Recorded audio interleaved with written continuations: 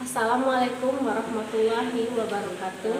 Selamat datang di Ruang Dahlia. Kali ini saya akan mengedukasi tentang etika batuk dan bersin. Yang pertama, apabila ada tisu, kita bisa menggunakan dengan tisu. Tutup mulut dengan tisu, kemudian bekasnya buang ke tempat sampah.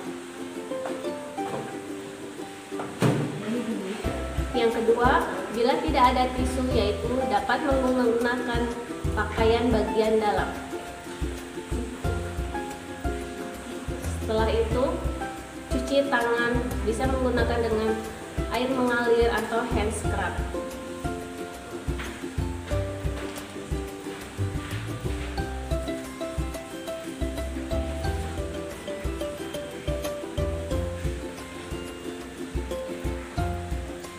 Kemudian tetap jaga jarak menggunakan masker.